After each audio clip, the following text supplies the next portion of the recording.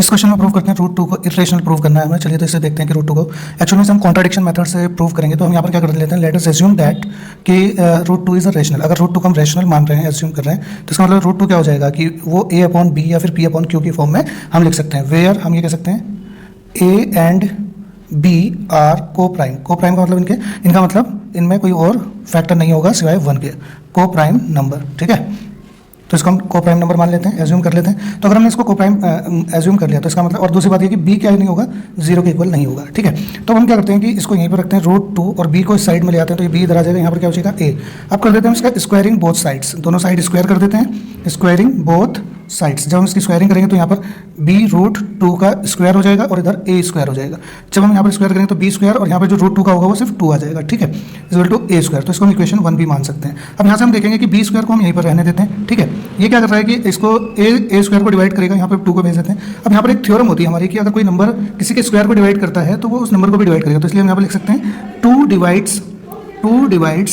ए square, hence two divides ए as well. मतलब कि to अगर ए स्क्वायर को डिवाइड कर रहा है तो टू ए स्क्वायर ए को भी डिवाइड करेगा। ठीक है, ये एक थ्योरम होती है हमारी।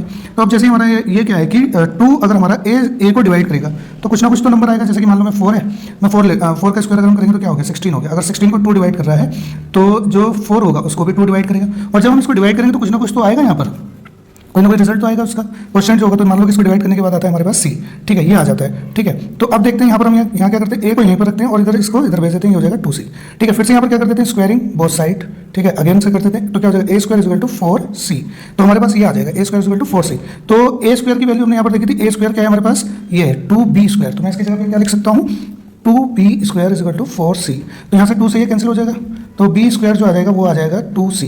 तो यहाँ पर हम और देखते हैं इसमें क्या होगा कि b स्क्वायर को कौन डिवाइड करेगा, 2, और यहाँ पर क्या रह जाएगा c। ये जो 2s को इधर लाएंगे तो ये डिवाइड करेगा। तो अब यहाँ पर फिर से वही बात हो रही है कि 2 किसको कर रहा है, 2 डिवाइड्स, यहाँ पर हम कहेंगे कि 2 डिवाइड्स b स्क्वायर। अगर ये b स्क्वायर को डिवाइड कर रहा है तो हैंस हम ये कह सकते हैं 2 डिवाइड्स, ठीक है, b। तो इसका मतलब ये हो गया कि b जो है यहाँ पर, ये जो हमने यहाँ पर इनको माना था को प्राइम नंबर। ठीक है, को प्राइम नंबर में 1 के अलावा कोई और फैक्टर नहीं होता। लेकिन जबकि अगर हम यहाँ पर देख रहे हैं तो हमारे पास क्या क्या आ रहा है, हमारे पास यहाँ पर आ रहा है मतलब कि 2 भी कॉमन फैक्टर है। क्यों इसका रीजन ये कि यहाँ पर ये a भी डिवाइड हो रहा है 2 से, और यहाँ पर हम ये कहेंगे कि ये b भी डिवाइड हो रहा है 2 से। ठीक है, यहाँ भी कुछ हो रहा है, मान लो जो भी आएगा।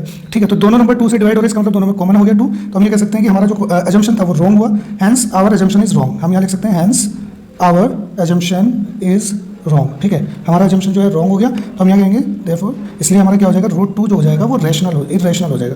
Root 2 is irrational. ठीक है, तो ये हमारा क्वेश्चन हुआ।